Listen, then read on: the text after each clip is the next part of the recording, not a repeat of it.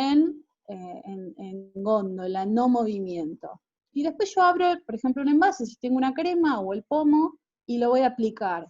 Entonces tenemos otra etapa donde tengo flujos y yo sobre mi mano o sobre la piel coloco la crema y después la empiezo a frotar porque yo quiero generar una superficie cubierta de mi crema, por lo tanto el movimiento de frotar o aplicar la crema, estoy aplicando shear rate o velocidad o shear stress, entonces ahí también tengo flujo.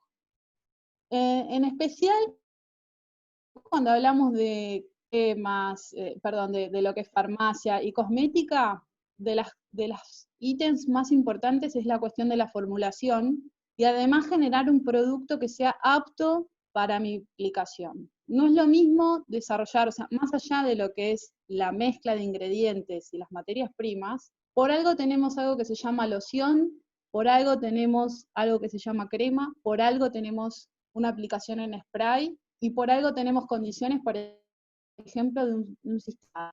Las aplicaciones o dónde se van a utilizar y las características que tienen que tener una vez aplicado, por ejemplo, son distintas, más allá de la mezcla que yo haya hecho de ingredientes. Si yo quiero generar una crema o una loción, simplemente una crema de día, por ejemplo, una crema para el cuerpo, una crema corporal, yo probablemente necesito que esa crema tenga condiciones de buena fluencia, yo necesito cubrir la mayor cantidad de piel. Ahora, si yo estoy trabajando, por ejemplo, con una crema que es para la colita de los bebés, seguramente va a tener otra consistencia, va a tener otra viscosidad, va a tener otras propiedades. ¿Qué propiedades y qué parámetros puede tener una crema para la colita del bebé? Yo necesito que forme una capa espesa y que se retenga en la piel el mayor tiempo posible, porque yo quiero que el principio activo, de donde está dañada la colita del bebé, genere su efecto de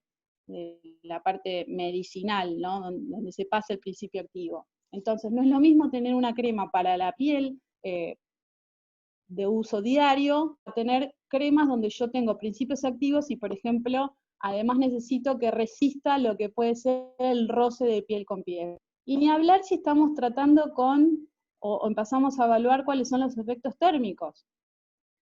Las flores y muchos de los productos de farmacia y cosmética están aplicados sobre la piel. Por lo tanto, hay un efecto térmico, paso de temperatura ambiente a la temperatura corporal. Entonces, todas estas estructuras también las tengo que estudiar en función de lo que es cambios térmicos. Por ejemplo, si yo además quiero evaluar cómo se va a comportar mi material a largo plazo, cuál es su estabilidad, cuál es su vida útil, puedo también hacer comparaciones a nivel reológico. Los parámetros que vamos a seguir son, en la parte oscilatoria, prima, G segunda, tan delta. En la parte de condiciones de flujo, si yo quiero simular, por ejemplo, la aplicación de una crema o una loción, voy a tener la viscosidad, y voy a tener parámetros como el yield stress, que me habla de su carácter estructural y su fuerza. Y vamos a ver algunos ejemplos de cuáles son los parámetros que nosotros podemos utilizar para hacer un seguimiento de las propiedades reológicas de todos estos tipos de materiales que usamos en la industria de farmacia y cosmética. Para empezar con un ejemplo, digamos, más simple, la parte cosmética, me pareció interesante ver diferencias entre distintos productos antitranspirantes o desodorantes. Hay distintas formas de encontrarlo en el mercado. Yo me enfoqué en las tres más básicas, no sé si hay alguna otra más, pero por ejemplo tenemos el desodorante que es a bolilla, y recordemos que la formulación, más allá de su mezcla de productos, tiene una condición reológica específica para la aplicación. ¿Qué características tiene un desodorante a bolilla? Está en el envase, y para poder aplicarse, ese material tiene que tener alguna condición de fluencia, de líquido. Por lo tanto, es un material que va a tener un comportamiento, necesita tener un comportamiento, o sea, un buen diseño de desodorante para bolilla, alta velocidad, alta viscosidad, como ven en el gráfico, viscosidad en función de velocidad, a bajas velocidades que pueden simular, por ejemplo, condiciones de almacenamiento. Necesito tener una alta viscosidad para sostener y retener todos los principios activos, o material más pesado, se sostenga en la formulación y eso no sedimente.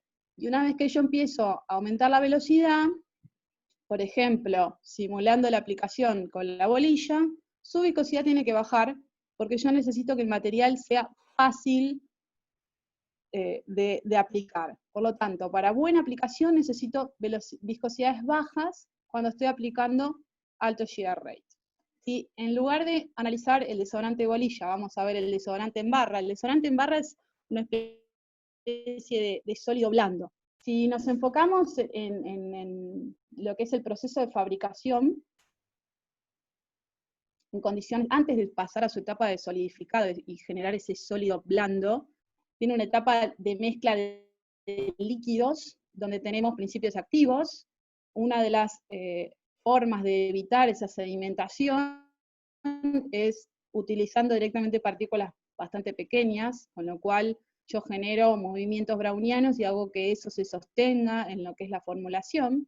Y se pueden agregar aditivos rheológicos, en algunos casos se usan arcillas que son inorgánicas, para generar una especie de red media débil que me sostengan todos esos principios activos o lo que yo coloqué dentro de la formulación. Esas son las condiciones a nivel envase. Ahora, ¿qué pasa cuando lo estoy aplicando? Pensemos en el desodorante en barra. El desodorante en barra, cuando yo lo aplico, una de las formas que podemos ver, o un ensayo bastante para poder estudiar el comportamiento durante la aplicación, es evaluar sus cambios respecto de la temperatura. Y el seguimiento lo hacemos a través del módulo G, o el módulo de almacenamiento, y le aplicamos una rampa térmica. Ese es un buen seguimiento de ver qué es lo que le está pasando a esa estructura cuando la somete a un cambio térmico. Si ustedes ven, lo que uno espera a temperaturas bajas, o por ejemplo a temperatura ambiente, que en un principio cuando aplico tengo poca temperatura, ese sólido, esa barra sólido blanda, tiene que tener un módulo elástico resistente, que es la zona del plató a bajas temperaturas, para que el sistema soporte el momento en que yo lo voy a tocar contra la piel y empiece el movimiento. Entonces ahí tengo velocidades bajas. Una vez que mi material empieza a tener más contacto con la piel, estoy aplicando o aumentando la temperatura sobre el material y el material se empieza a fundir. Entonces, cambiando distintas formulaciones, uno puede evaluar la caída de ese módulo en relación a la temperatura, en relación a las formulaciones, evaluar puntos de fusión, y también evaluar qué le pasa a mis desodorantes si yo lo tengo en góndola, en un lugar donde hace mucho frío, o si lo tengo en góndola, por ejemplo, en un lugar donde hace mucho calor. O qué pasa si tengo mucha amplitud térmica en la zona donde lo estoy vendiendo. Entonces, es interesante hacer un seguimiento de qué le pasa a ese sólido blando sometido a la temperatura. Ahora, el otro extremo es el desodorante en aerosol. Estamos hablando básicamente de un líquido, y tenemos líquido y gas. El análisis, si nos enfocamos en el envase, lo que tenemos que evaluar es que probablemente o posiblemente tenga algunos problemas de sedimentación de las partículas, o los principios que esté usando en la formulación. Esas partículas que sedimentan, si están un largo tiempo, pueden formar una especie de agregado o de torta que a veces no es tan simple de resuspender, pero digamos, uno cuando usa un desodorante lo primero que hace es agitarlo, no por nada uno es lo primero que hace cuando agarra el envase. Ahora, ¿qué pasa cuando yo estoy durante en la aplicación? ¿Sí? Yo estoy atomizando mi desodorante.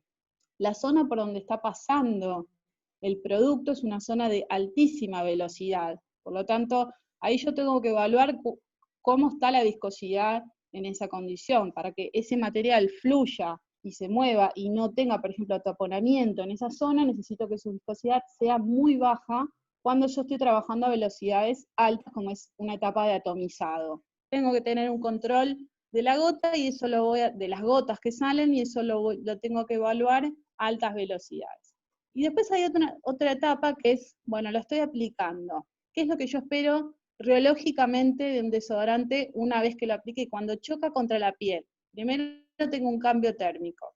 Segundo, ese desodorante una vez aplicado, yo no quiero que escurra, yo necesito que se quede. Por lo tanto, que se quede, digamos, adherido en la zona y no escurra por la piel. Por lo tanto, hay una cuestión de reestructuración una vez que yo generé una perturbación. ¿Cuál fue la perturbación? Atomizar. Una vez que choca la piel, ese sistema va a recuperar o no su condición original. Lo que yo necesito para que eso no fluya es que tenga una reestructuración bastante rápida. Entonces, ¿qué tipo de comportamiento yo esperaría en un desodorante en aerosol? Un comportamiento de un material pseudoplástico, un material que baja su viscosidad a velocidades altas, porque lo requiero, porque lo estoy atomizando, y también hay una cuestión tixotrópica, o sea, una dependencia con el tiempo para que ese material no escurra cuando lo estoy aplicando. Si hablamos, por ejemplo, de gel de baño, y estudiamos su comportamiento en relación a la temperatura, o sea, la misma muestra, pero la evaluamos a dos temperaturas distintas. Una puede ser temperatura ambiente, que puede ser 22 grados, y queremos estudiar qué le pasa a mi sistema si ese material, por ejemplo, está a 10 grados. Hay una cuestión de sensación para el consumidor, que es la primera sensación que tiene en relación al producto, está relacionada con la estructura que se forma una vez que yo, por ejemplo, lo apliqué en la piel.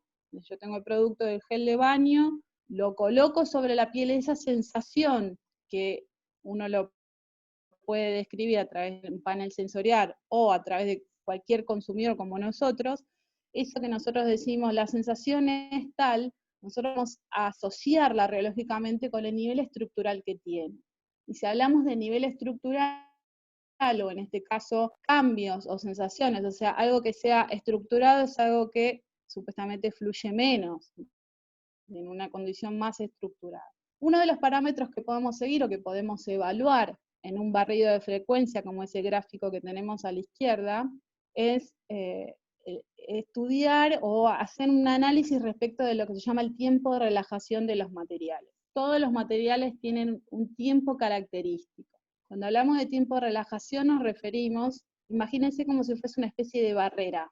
Todos tenemos una especie de barrera a tiempos menores de esa barrera, mi respuesta va a ser como sólido elástico. Si yo supero ese tiempo, mi tiempo característico para reaccionar y empezar a fluir, estoy en condiciones de fluencia o de líquido. Esa barrera es cuánto tiempo está, o sea, uno lo tiene que relacionar con cuánto tiempo uno va a perturbar o va a observar ese fenómeno. Si yo el tiempo de perturbación o de observación es menor a esa barrera, la respuesta de mi material va a ser como sólido. Si es como sólido, también lo podemos asociar de manera como simple a algo como más estructurado. Ahora, si nosotros damos más tiempo de observación o de perturbación, la respuesta a mi material va a ser como un líquido. En los barridos de frecuencia se puede hacer una estimación bastante simple de lo que son los tiempos de relajación. Recuerden que es como es el pasaje de respuesta como sólido o respuesta como líquido. Todos los materiales tienen ese tiempo característico. Entonces, ¿será lo mismo a 22 grados que a 10 grados? ¿Cuál es la sensación? ¿Cuál es esa condición? ¿Es más estructurado o es más tirando a fluido? Fluye más material, y eso recuerden que se asocia a cuál es la sensación que uno percibe, por ejemplo, en la piel. Entonces, a 22 grados, el tiempo de relajación uno lo puede estimar en un barrido de frecuencia a través del punto de cruce entre G' y G segunda, como se ve acá, por ejemplo, en este caso, tenemos el punto de cruce de G' y G segunda, extrapolamos o vemos a qué frecuencia se da ese cruce, hacemos el inverso y obtenemos una especie de tiempo de relajación de mi material. Entonces, a 22 grados y a 10 grados hay diferencias en esa condición de pasar de sólido o de aflojarse, empezar su condición de cuasi fluido. A 22 grados, tarda 0,3 segundos. Y resulta que a 10 grados, eso es un producto más frío, le toma 7 veces más tiempo relajar. ¿Qué significa? Que le tarda más tiempo en pasar a su condición de fluido. Y eso a nivel sensación del consumidor, en condiciones de estructurales, uno, digamos, lo puede asociar directamente. Más tiempo que tarda en relajar y tener una sensación más suave o de más, perdón, más sólido o más estructurado. Yo lo que espero de un gel de ducha, por ejemplo, es que a nivel sensación sea o menos gel, que sea algo suave, que además yo lo tengo que mezclar con agua o lo voy a utilizar con agua y tiene que tener una viscosidad más baja para poder tener una buena mezcla con el agua y que sea fácil esa mezcla para generar, por ejemplo, las burbujas. Vamos a hablar un poquito de lo que son las lociones y las cremas. Hablamos en general de formulaciones típicas.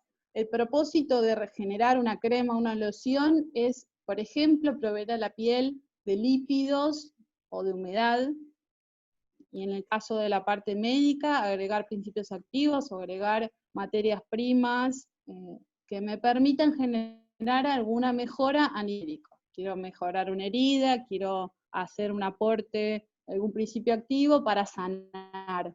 Por general, los principales componentes, siempre hablando de rasgos generales, ¿no? Tenemos la formulación, emulsionantes, surfactantes, puedo tener polímeros.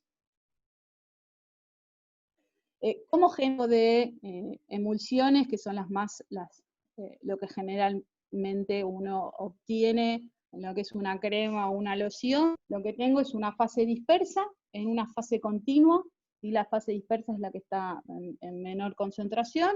Hago una mezcla y aporto energía mecánica, ¿sí? Puedo hacer un mixer, bastante alta velocidad, genero una emulsión, tengo una interfase nueva y tengo que agregar o aditivar, por ejemplo, emulsificantes o emulsionantes o surfactantes para lograr que esa emulsión sea estable, porque las emulsiones per se son inestables. Entonces, si hablamos de productos, por ejemplo, cosméticos, nos vamos a encontrar con una gran variedad de productos. Podemos tener pomadas que son fáciles de esparcir, o lo que se llama spreadable, no son acuosas, en general no suelen ser transparentes. También tenemos cremas formuladas con agua, aceite y emulsificantes. Ahí es donde vamos a tener, hacemos bastante hincapié en lo que son las emulsiones, por ejemplo, agua en aceite, agua es la fase dispersa, all in water, las lipofílicas, están las hidrofóbicas, que son aceite en agua, la fase dispersa es el aceite. También vamos a trabajar o vamos a encontrar en el mercado con geles, esos geles que son simples o fáciles de esparcir, tienen sus características clásicas del comportamiento de una estructura gel, son transparentes a temperatura ambiente, y también tenemos lo que se llaman las lociones, que son fluyen un poco más fácil, tienen mejor fluencia en comparación, por ejemplo, con las cremas o las pomadas, y en general se suelen encontrar emulsiones tipo aceite en agua. Los sistemas de tipo emulsiones, multifase, agua en aceite, como dijimos recién, o aceite en agua, tienen una fase dispersa de cierto tamaño. En el caso de que la fracción volumétrica sea relativamente chica o menor a 0,4, lo que tenemos es un dominio o la respuesta del sistema en su conjunto va a estar dominado por las propiedades de la fase continua, que es la fase que está en mayor proporción. A nivel cosmético ahora hay muchísimos avances, no solo cosméticos, sino la parte médica, farmacéutica, se están desarrollando muchas interfaces, aceite, agua, aceite, perdón, agua, aceite, agua, calculo que del otro tipo también hay. Todos estos desarrollos lo que hacen es cada vez ir mejorando la cuestión de delivery, o no sé cuál sería bien la traducción, pero digamos, entregar en cierto sitio los ingredientes activos que yo necesito. También están las microemulsiones y las nanoemulsiones. Lo que hacemos es a nivel mecánico, cada vez ir achicando mucho más el tamaño de la gota. Recordemos que cuanto más chiquito es, mejor llegamos a la condición de estabilidad, y en general son transparentes. Si hablamos de estabilidad de emulsiones, hay un montón de posibilidades que me generan lo contrario, que es la inestabilidad.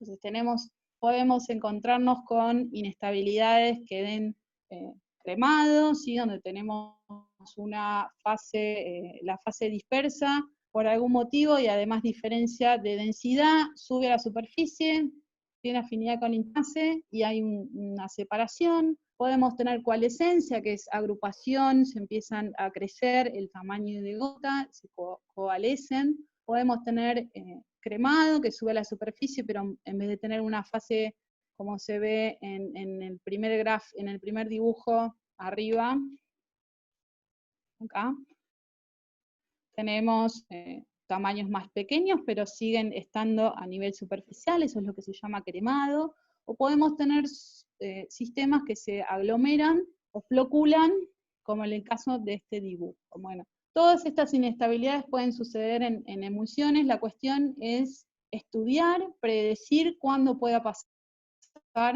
cuándo es susceptible a que pasen este tipo de inestabilidades e ir mejorando las formulaciones. Uno de los parámetros interesantes para poder evaluar el comportamiento reológico de una loción es el parámetro del yield-stress. El yield-stress es un esfuerzo umbral mínimo que uno tiene que vencer para que el sistema comience a fluir. Es un parámetro que está asociado a estabilidad y sobre todo asociado a predecir o mejorar o retardar o evitar lo que son efectos de sedimentación.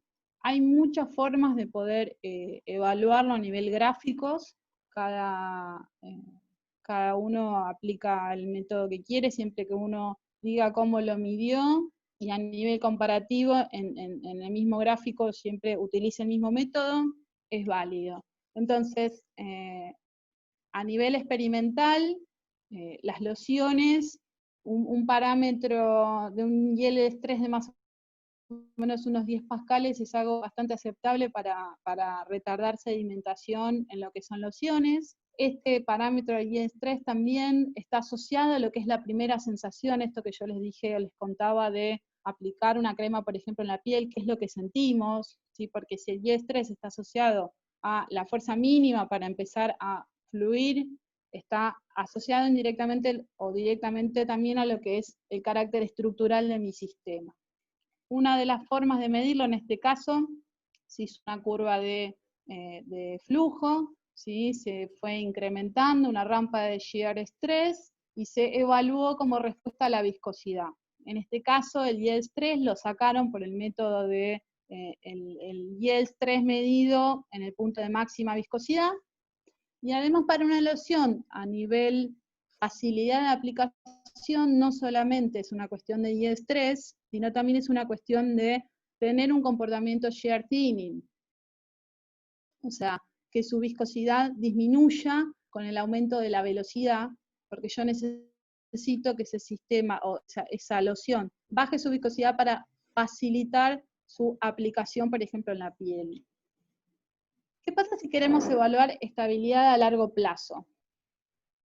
Un buen ensayo para poder predecir estabilidad y comparar, por ejemplo, distintas formulaciones, si estoy trabajando, por ejemplo, con una loción o con una crema, es hacer una frecuencia. El ensayo de frecuencia me permite comparar distintas estructuras.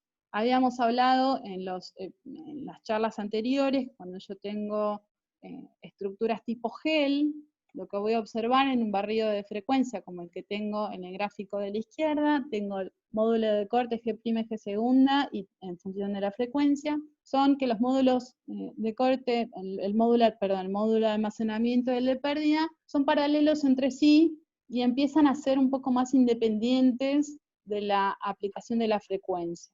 Eso es típico de estructuras un poco más estables, sobre todo a baja frecuencia, pero estructuras tipo, para evaluar y predecir y comparar estabilidad a largo plazo, yo lo que tengo que hacer es centrarme en las zonas de muy baja frecuencia y evaluar cuáles son las pendientes de la G' y de la G segunda. Una estructura fuerte y más tirando a lo que puede ser un gel, me da pendientes, un plató, pendientes muy bajas o plató de G' y G segunda, la zona de baja frecuencia.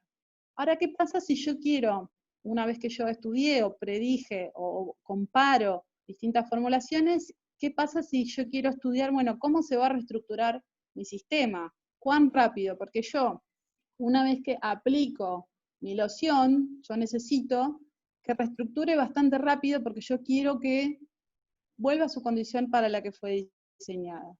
Y esto podría ser, por ejemplo, si uno toma un pomo de crema, genera una percusión, o sea, aprieto el pomo, lo tengo sobre la piel y evalúo qué le pasa a mi crema una vez que está en la piel sin ningún otro tipo de perturbación. O sea, ya lo apliqué. Esa podría ser, bueno, ¿cómo se van a reestructurar a nivel comparativo las formulaciones que yo estoy diseñando?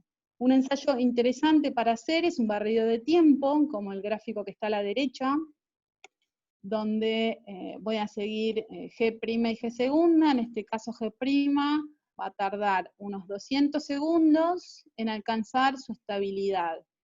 Esto lo puedo aplicar a mis formulaciones y hacer una comparación. Cuanto más fácil reestructure, además le estoy dando menos tiempo a mi sistema para que fluya. O sea, reestructura, vuelve a su condición original. Ahora, ¿será lo mismo? ¿Cuál es el efecto térmico, sobre todo a bajas temperaturas, si yo quiero comparar emulsiones, aceite en agua o agua en aceite? ¿Tendrán el mismo comportamiento cuando yo las enfrío? ¿Cuál será su punto de congelamiento? Se pueden hacer ensayos para hacer este seguimiento. Una buena opción es hacer un barrido de temperatura en condiciones oscilatorias. Yo voy a seguir como parámetro G' y G segunda. G' es módulo de almacenamiento, G segunda es el módulo de pérdida, y lo que hago es una rampa térmica descendiente. Yo enfrío mi sistema. Tener una emulsión aceite en agua y una emulsión agua en aceite tienen comportamientos totalmente distintos cuando yo los estoy enfriando. Y la razón es que en realidad yo tengo matrices distintas.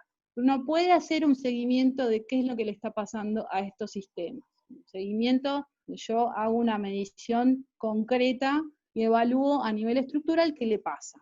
Si nos enfocamos en una emulsión aceite en agua y hacemos una bajada de temperatura, la fase dispersa, o sea, la que está en menor proporción, es el aceite. O sea, que lo que yo tengo mayoritariamente es una matriz de agua.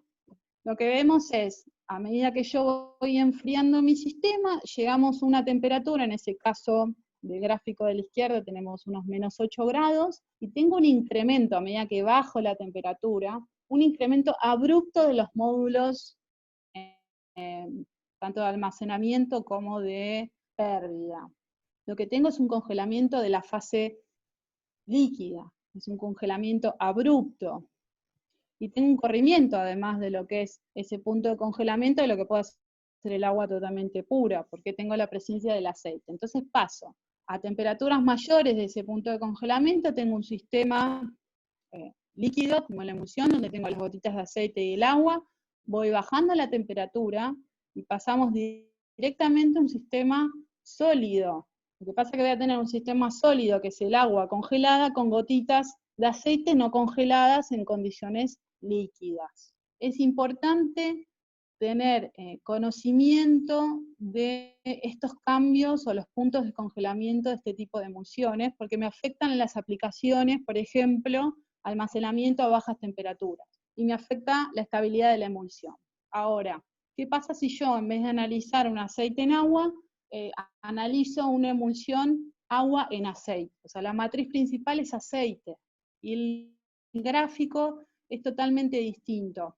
En este caso, si yo voy enfriando, el aceite empieza a aumentar mucho su viscosidad, pero no tengo ese salto abrupto de temperatura de congelamiento como lo tengo en el otro caso de lo que era aceite en agua. Tengo un rango donde empiezan a aumentar los módulos, y recién por debajo de los menos 50 grados, empiezo a tener una condición de sólido. bien de sólido. Lo que tengo es un aumento en congelamiento de lo que es el aceite, y ahí aparece un pico bastante grande, ¿no? Un piquito que es el seguimiento del TAN delta, que es muy parecido a lo que uno observa, por ejemplo, cuando hace análisis sobre polímeros, y está asociado, en el caso de los polímeros, a la temperatura de transición vítrea. Bueno, esto es algo medio parecido. Entonces, los puntos de congelamiento son totalmente distintos y uno puede hacer un seguimiento estructural en relación a la temperatura. Y sobre todo, parámetros como G' y G segunda. ¿Qué pasa si yo quiero evaluar mi sistema o predecir cuál va a ser el comportamiento, hablar de estabilidad en relación a ciclos térmicos? O sea, algunos productos que son sometidos a distintos ciclos, podría ser, por ejemplo, cambios de temperatura, o podría ser cuestiones climáticas, o cuestiones de distintas estaciones, o tener distinta amplitud térmica en la misma góndola, ¿sí? Entonces, uno puede hacer un seguimiento y aplicando o simulando ciclos térmicos, como se ve en el gráfico, haciendo un barrido de tiempo en ensayos oscilatorios, porque tengo la G' en este eje Y, y hago distintos ciclos térmicos. Esto uno puede establecer de dónde a dónde, y voy evaluando cómo son las estructuras, cómo van cambiando a nivel cíclico mis estructuras. Si este tipo de ciclos, acá compararon una loción hidratante, una loción, la misma loción, pero le agregaron otra materia prima para generar protección UV, y una genérica. Entonces, si ustedes ven, por ejemplo, la que tiene protección UV, y le agregamos, y vamos haciendo ciclos térmicos, un parámetro para evaluar cuán bien o cuán estable va a ser mi sistema, es la reproducibilidad de los ciclos. O sea, cuando los ciclos son repetitivos y reiterados a nivel respuesta del módulo elástico, voy a tener una condición mucho más estable de mi sistema con el tiempo y con la temperatura. Acá tenemos un comportamiento que se va incrementando a nivel de los ciclos, o sea que es menos estable, por ejemplo, comparada con esta loción hidratante genérica. También podemos hacer ciclos térmicos y seguir como parámetro lo que se llama el TAN delta. TAN delta es la relación entre el módulo viscoso G segunda sobre G'. Cuanto más grande es G', o sea, más condición elástica tengo, más chico es TAN delta. Por eso estas cremas o lociones están alrededor de siempre menor a 1 en ángulo, en TAN delta. Entonces, TAN delta es un buen parámetro para predecir estabilidad. En vez de graficar G' o G segunda, grafico directamente TAN delta. Si evaluamos las primeras dos muestras, que es la azul y la roja, y hacemos un ciclo térmico, una rampa, por ejemplo, de 0 hasta 45 grados, obviamente que las tres las tenemos que aplicar en la misma rampa térmica, y hacemos ciclos de ida y vuelta, y vamos evaluando a nivel estructural qué es lo que le pasa. Si bien estas dos tienen alguna, a nivel estructural empiezan a ser un poco más, empiezan a ser menos elásticas, por decirlo de alguna manera, o sea, empieza a ser un poco más disipativa, tiene una pequeña pendiente. Cuanto menos pendiente tenga o más independiente sea respecto de la temperatura, más estable o más resistente es. La azul es un poco más resistente que, a nivel térmico, que la roja, y además tenemos algunas diferencias entre las idas y las vueltas, así que probablemente haya algún cambio leve que se vaya dando con los ciclos térmicos, pero acá el problema principal, o la que menos estabilidad presenta a nivel térmico, es la verde, sobre todo en zonas de baja temperatura. Lo que yo tengo es entre 0, tengo cambios estructurales bastante notorios comparado con lo que le pasan a las otras cremas. Entonces, esta muestra la verde, no es una muestra estable a nivel térmico en condiciones de baja temperatura. ¿Y cómo lo evaluamos? Aplicando ciclos térmicos y siguiendo el parámetro de tan delta. O forma de comparar o predecir comparativamente estabilidad, por ejemplo, de una crema cosmética, es hacer un barrido de deformación, barrido de amplitud de deformación. Es un ensayo oscilatorio donde yo voy a hacer un seguimiento de G' y G segunda, y voy a ir cada vez aumentando más mi deformación en el equipo. Cuando uno hace este ensayo, lo que hace es cada vez incrementar más el arco de recorrido de la geometría, cada vez un poco más, un poco más, un poco más. Eso genera que le estoy incrementando la deformación sobre la muestra. Acá como criterio de estabilidad, hablamos de que la muestra tenga susceptibilidad, tenga una separación de fase. ¿Cuál es el parámetro que seguimos? En este caso G' y G segunda. G' me da más información en este tipo de gráficos. Si yo comparo, en general lo que se trabaja a nivel cremas es uno suele hacer ensayos sobre una muestra estable y buena. También analiza la muestra problemática, la muestra que generó o que tuvo, por ejemplo, si hay una devolución, algún problema de un cliente o devolución de lote, y uno va trabajando sobre la formulación para tratar de parecerse más a lo que es la condición o la muestra a, por ejemplo, en este caso, la estable. Esa es la forma en que uno suele trabajar en reología, tener una muestra buena, una muestra mala, e ir mejorando la formulación para tratar de parecerse más a la estable en este caso. Si uno compara la muestra A, que es la que denominaron como mucho más estable, fíjense que tiene una deformación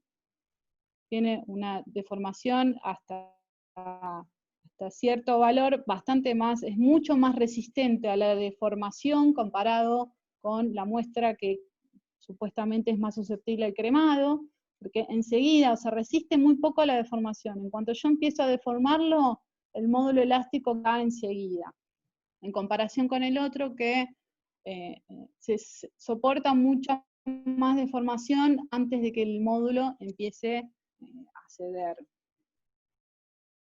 No solamente la cuestión de reología se relaciona con la formulación y la aplicación, sino que también hay una etapa donde muchas veces uno no hace mucho foco, que es el envase y la facilidad o cómo hago para simular las condiciones, por ejemplo, cuando yo tengo un dispenser de crema, ¿sí? Dispenser de crema en este caso, yo lo que tengo son dos zonas críticas en relación a velocidad, y ahí es donde yo tengo que evaluar mis condiciones reológicas. Tengo una loción dentro de ese dispenser, las dos zonas críticas, el tubo por el cual asciende la crema, y en relación a los diámetros, uno puede hacer cálculos y estimar que la velocidad en esa zona está alrededor entre los 100 y los 1000 segundo la menos 1 de shear rate. Ahora, ¿qué pasa en la zona donde yo tengo el bombeo? El bombeo en este tipo de envase se da, porque yo tengo un resorte y tengo una bolita. Cuando yo bajo, ese sistema empuja para abajo y la crema sube y tiene que vencer esa condición de pelotita y resorte. Entonces, a nivel experiencia y ensayos, y bueno, todos los que trabajan en la parte de envases, uno puede estimar para ese tipo de envases que la fuerza que hace el resorte es aproximadamente 1 newton, y eso nos permite estimar más o menos de cuánto shear stress estamos cuánto estamos aplicando en esa zona, que es por encima de los 100 pascales. Entonces, una vez que uno detecta cuáles son las velocidades características a lo largo del recorrido de la crema, uno puede establecer y decir, bueno, yo tengo distintas formulaciones, producto A, B, C, D y E, como lo muestra en el gráfico. ¿Cuál va a ser el que mejor va a fluir por el dispenser? O sea, dentro de lo que es el envase. Aplico y voy a hacer una evaluación en un shear stress por ejemplo, en la zona donde tengo el bombeo o la bolita con ese resorte. Mi foco va a estar en aproximadamente unos 200 pascales, que estimo que es el estrés aplicado en esa zona. Cuanto menos viscosidad yo tenga en ese rango de estrés, más fácil va a fluir mi sistema. Por lo tanto, si yo tengo que decidir y quedarme, o decir, bueno, ¿cuáles son los productos que fluyen mejor en ese envase, o no voy a tener problemas o de taponamiento, o que se entregue toda la crema que yo quiero? Son productos de baja viscosidad. Por ejemplo, el E, en realidad igual, el E es newtoniano, no sé si me conviene tanto, pero tengo viscosidades bajas, como por ejemplo el producto C, y el producto E son los que mejores funcionan en esa zona, tratando de simular la condición de bombeo de un envase tipo dispenser. Cápsulas de drogas. Vamos a hablar un poquito de esto y cómo se relaciona con riología. Cápsulas para aportar drogas, que nosotros la mayoría utilizamos, por lo general son hechos de gelatina o de polisacáridos, por ejemplo, hidroxipropilmetilcelulosa. Lo interesante de riología y DMA es que me aporta información para desarrollar las condiciones óptimas de proceso, o sea, cómo genero esas cápsulas, y después evaluar o someter o predecir el comportamiento de esas cápsulas en condiciones reales, y qué parámetros voy a tener importantes que me afectan el desarrollo o la aplicación para la que fue diseñada, la temperatura y la humedad. Es interesante evaluar o someter, simular el comportamiento de estas cápsulas de gelatina en relación a temperatura y humedad. Uno puede hacer ensayos de DMA o de riología. Hay algunos accesorios que se relacionan con control de humedad. Uno puede hacer una rampa de humedad. En este caso en el gráfico tenemos evaluación en función del tiempo, o sea, hacemos un ensayo oscilatorio, evaluamos cómo se van a modificar, en este caso el módulo elástico o el módulo de almacenamiento, sometido a temperatura ambiente, que podrían ser unos 25 grados, sometidos a 37 grados, que podría ser la temperatura del cuerpo, o a mayor temperatura. ¿Y qué le pasa a esos módulos que a medida que yo voy aumentando o aplico una rampa de humedad, desde 0 hasta 90% de humedad, cómo disminuyen los módulos de almacenamiento y se ven bastante más afectados en relación al aumento de la temperatura? En relación a lo que es el proceso de producción de estas cápsulas, es algo, tienen una característica que es interesante y que se utiliza para lo que es su procesamiento. Este tipo de cápsulas de hidroxipropilmetilcelulosa tienen la característica de ser solubles en condiciones de baja temperatura y ser insolubles en condiciones de alta temperatura, por ejemplo, cuando están con agua caliente. Entonces, la temperatura en que van a gelar estos sistemas y la fuerza que va a tener esa cápsula final es blanda, es dura, es rígida, esa es la fuerza de gel final, van a depender de relaciones a nivel químico, de relaciones hidroxipropil o la parte de metilo, el grado de sustitución que tenga. Ahora, a nivel procesamiento, como estos sistemas son termorreversibles, o sea, son geles termorreversibles. ¿Qué significa? Temperatura a partir de la cual mi sistema a bajas temperaturas está bastante disperso, las interacciones más débiles, y cuando yo le aporto calor, gelifica, me forman una red bastante más estable. Entonces, ¿cómo genero estas cápsulas? Yo tengo que tener información en relación a su punto o su temperatura de gelificación. En este caso, estas celulosas, haciendo un ensayo de barrido de temperatura, condiciones oscilatorias, yo puedo hacer un seguimiento de cómo se va estructurando mi sistema, y a partir de los 60,5 grados de temperatura de gelificación, mi sistema pasa de una condición líquida a una condición de gel estructurado. Esta característica se aprovecha para su producción. Por lo tanto, la forma en que se generan, una de las formas con las cuales se generan estas cápsulas es aprovechar ese cambio térmico. Entonces, por ejemplo, se utilizan pins calientes, donde yo tengo una solución de este tipo de esta celulosa en condiciones líquidas a bajas temperaturas, y tengo un montón de pins del tamaño de la cápsula que están calientes, entonces los sumerjo, y aprovechando que a temperatura empieza a gelar, una vez que yo entro, sumerjo y saco, mi sistema empieza a gelificarse y a quedarse en la forma de la cápsula que yo quiero. Pero para poder hacer y ajustar ese proceso de producción, yo necesito saber cuáles son las temperaturas características de mi sistema. Por último, vamos a hablar un poco de lo que es el ácido hialurónico, que es un polímero natural muy utilizado en lo que es la parte farmacéutica, biomédica, en productos para lo que es el cuidado de la piel. Es interesante siempre evaluar la rheología en condiciones de flujo y además propiedades viscoelásticas de mi material del cual yo parto.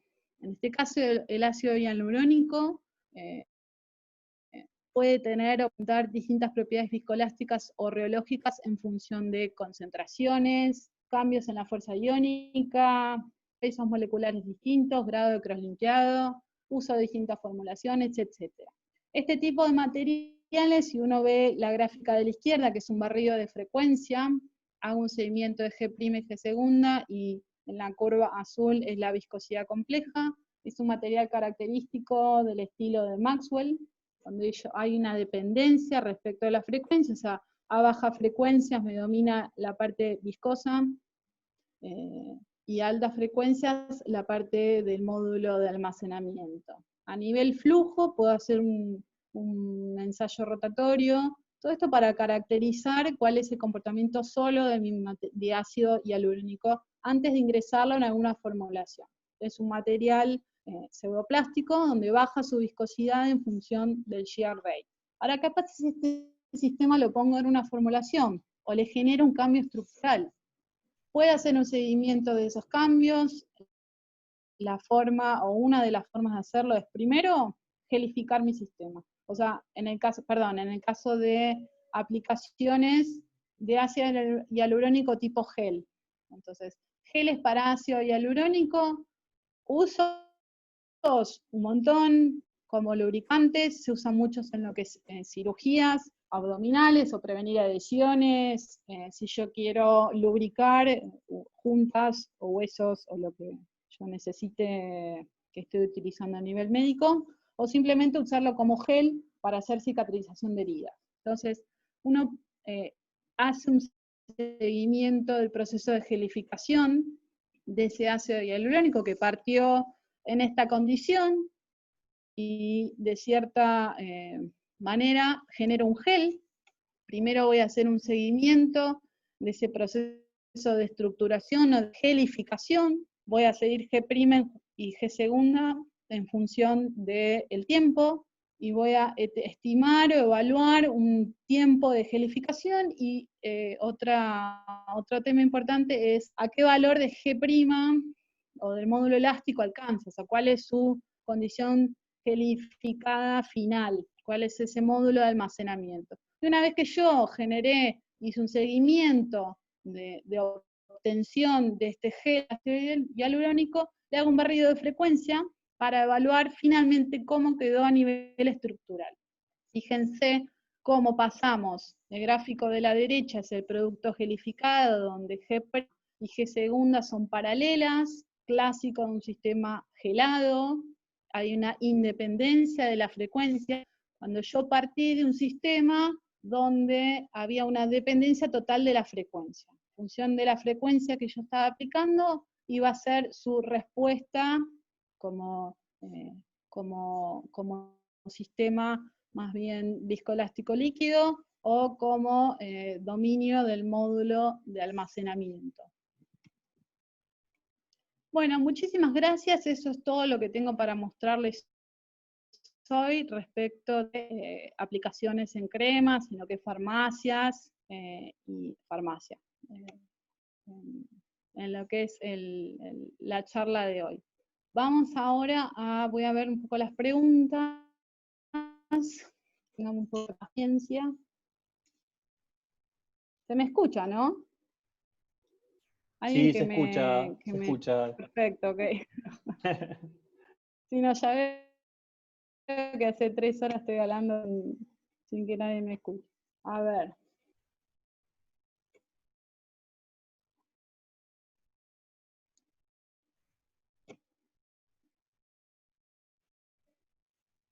No sé por qué motivo no me abre el chat.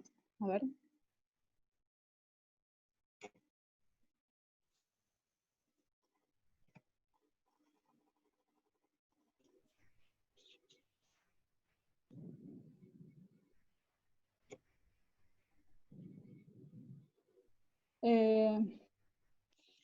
No estoy pudiendo abrir el chat, no sé por qué motivo. Eduardo, vos podés Sí, si leerme querés, rápidamente. cómo no, si querés te menciono las Sí, es que no, preguntas. pero no. Dale, no sé qué Hay pasa. una pregunta que es la siguiente. Consultan si el ácido hialurónico es pseudoplástico o tixotrópico. No es lo mismo. A ver, una cosa es el comportamiento neurológico en función de la fuerza o la velocidad que uno aplica. Entonces, de ahí sale decir que material es pseudoplástico o dilatante. Simplemente la diferencia es sube o baja la viscosidad a medida que aumenta la velocidad. Cuando uno habla de tixotropía, es el efecto en relación al tiempo. Y en general se evalúa en 2 etapas. O sea, una etapa donde hay una perturbación, donde yo aplico velocidad, y después yo saco o quito esa perturbación para ver cómo se reestructura, cuán rápido, o sea, cuánta dependencia hay de la reestructura de mi sistema. Muchas veces se confunden. ¿Por qué? Porque la primera etapa de tixotropía es una bajada de la viscosidad en función de la velocidad.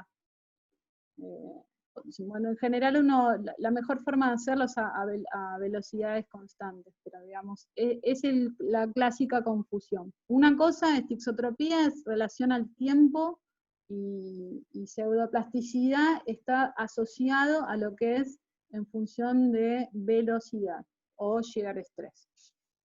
Pasemos con la otra, Edu. Bien. Consultan si todas las mediciones se pueden realizar en el mismo equipo. Lo que mostramos, o sea, todas las aplicaciones que mostré, sí. En el caso, por ejemplo, de hacer humedad, tienen que tener el accesorio que es un complemento del reómetro, que es una cámara de humedad. Uno puede regular las distintas, o hacer una rampa o aplicar una humedad constante. Y a nivel DMA, uno lo puede hacer directamente en un equipo de DMA, o puede agregar los accesorios. O sea, los equipos ahora están bastante avanzados, los reómetros, y han desarrollado muchos accesorios para poder hacer DMA dentro de lo que es el reómetro. Así que uno podría hacer todos los ensayos que mostré, es que no me olvido de alguno, pero todos los podemos hacer en el reómetro. Menos lo que es, si estoy trabajando, por ejemplo, con polvos, no tengo fase líquida. O sea, hasta condición de pasta y algo bastante sólido puedo, pero no polvos estrictamente como sólido puro. ¿Hay alguna más? Bien, no hay más consultas. Ah, sí, acá tenemos una más. Dice lo siguiente. Con el reómetro se pueden determinar la capacidad de un material que tenga buena fluidez y al mismo tiempo sea cohesivo intermolecularmente. Sí, son cosas distintas. Uno lo puede ver desde lo que es la condición de flujo, uno hace un ensayo rotatorio y obtiene una curva de flujo para decir, bueno, es pseudoplástico, es dilatante, es un material plásticos, y por ejemplo un Bingham, estos materiales que tienen Yield Stress, y a nivel estructura, o sea, evaluar cohesividad. Se puede evaluar adhesividad y cohesividad a través de ensayos oscilatorios, y son ensayos clásicos que se usan para, por ejemplo, evaluar adhesivos. Son ensayos que se hacen a nivel axial, y la G' también está asociada a lo que es la cohesión interna de mi sistema como conjunto. O sea que la respuesta es sí. ¿Tenemos alguna más?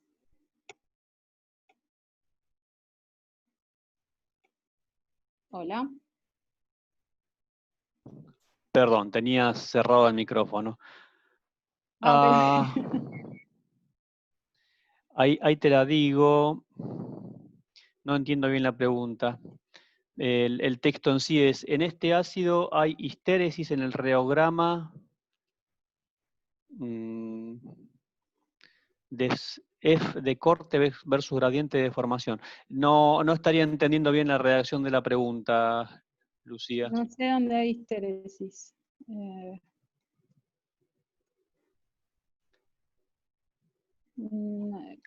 Esfuerzo de corte. Acá dice, en ah, este ácido entiendo que la persona que pregunta es la misma que preguntó por el ácido hialurónico. Y sí. dice, en este ácido hay histéresis en el reograma de esfuerzo de corte versus gradiente de deformación, ¿o no? Estoy No sé, tratando de ver no sé cuál si es es clara. el... No, de la parte... No. Eh, la única forma... A ver... No.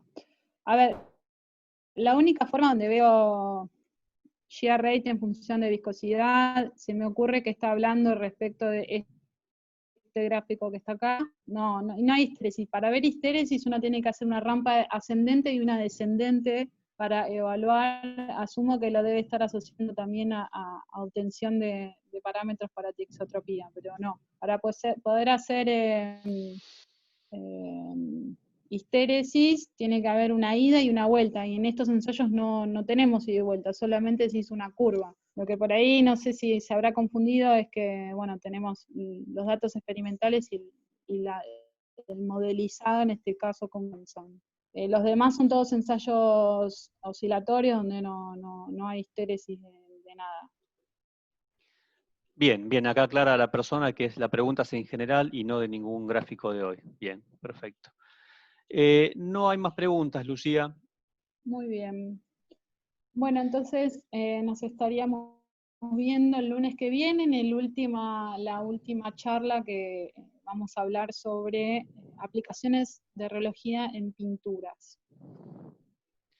Bien, bueno, adelantaste la despedida, Lucía, gracias. Bueno, Simplemente, como dice Lucía, agradecemos a todos por su presencia y bueno, los esperamos el próximo lunes 20 para la sexta y última presentación de esta serie de seminars, webinars, que estará dedicada a lo que es aplicaciones en pinturas. Así que no me queda más que desearles una buena tarde y gracias por haber asistido a este webinar. Hasta luego. chao, hasta luego.